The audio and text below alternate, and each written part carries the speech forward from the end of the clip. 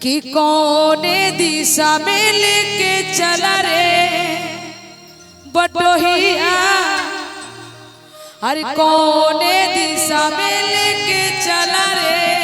अरे ठहरे ठहरे ये सुहानी सी डगरे जरा देखन रे कौने दिशा में लेके चला रे बटोहिया।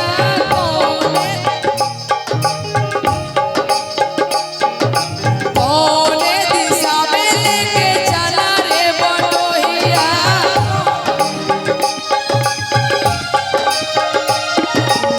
ठहरे ठहरे सुहानी सी डगरे जरा ठहरे ठहरे सुहानी सी डगरे जरा देखन रे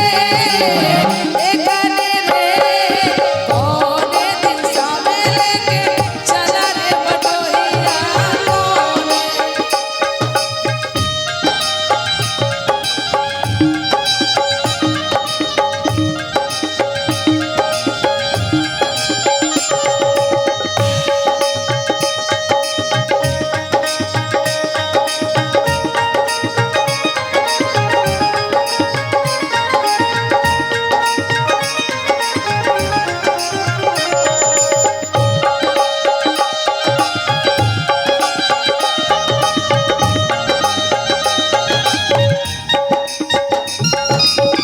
रुक जाइए, ये हमारे भाई का फरमाइश था तो हमने कोशिश किया, लेकिन हमारे पास ये पूरा सॉन्ग नहीं, इसके लिए माफी चाहूंगी। अगला एक गाना और उसके बाद में हम समापन लेंगे और मेरा अगला स्पॉट पे काम है बहुत जल्दी में, तो देखिए फोन भी आ रही है, लेकिन फिर भी एक सॉन्ग आप सबों के लिए कहना है क्या। आज की जो दौर चलता है जैसे कि माई बाप बड़ी संघर्ष करके दौलत के इकट्ठा करते रहे, लेकिन आजकल के जो बच्चा बड़े खुद में कुछ करे के नहीं खे, लेकिन माई बाबू के दौलत पे कूदे वाला वो बच्चा लोग खाती एक लाइन हम कहे जाम का।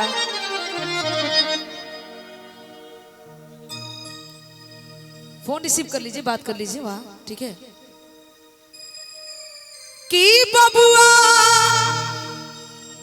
उड़ता रधन देख के पापा के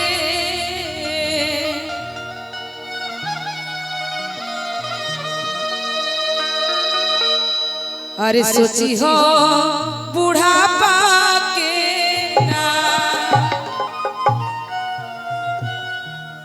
अब भाई कि बबुआ उड़ता रधन देख के पापा के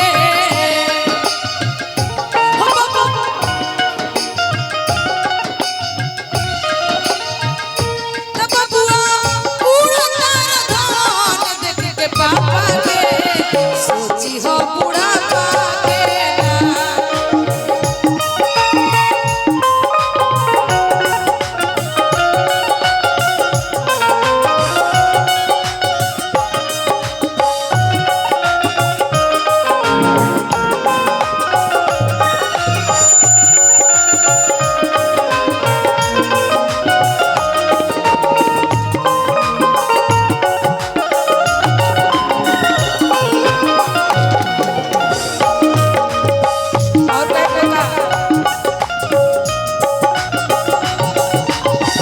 बाबूजी कहते रहे कि देखो जीवन भर कमाते कमाते हम आखिरी दौर के तय कर लेने, लेकिन तब पर भी तारा अब तक में बुद्धि ना भइल। कहते रहे का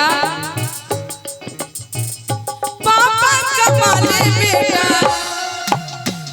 ठीक से न खाले, बेरी बेरी संगत करे दर्द पीछे चले हो।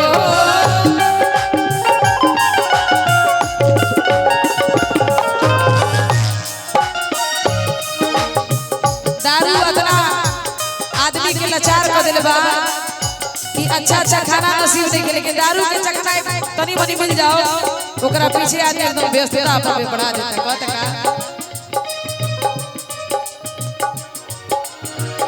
पापा कमाले बेटा ठीक से न खाले, बेरी बेरी संगत करे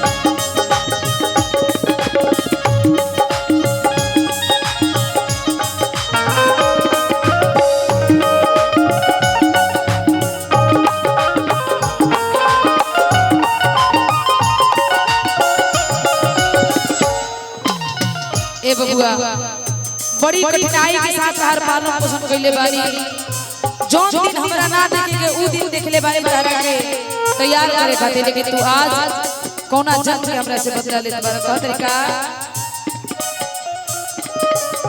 की बड़ा प्यार से तो तुहरा के पोसनी संगत के गुड़ होवे जतन मिल सकती हो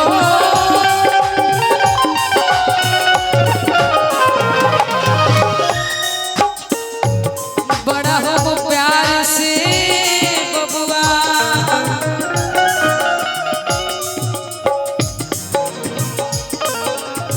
तुहरा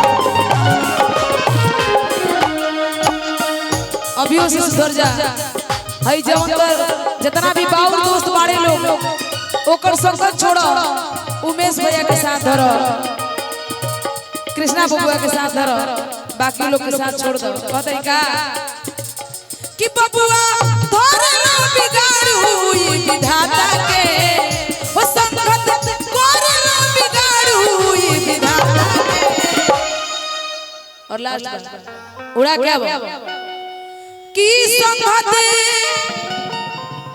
करला बिगाड़ू भई विधाता के तो सोची हो विधाता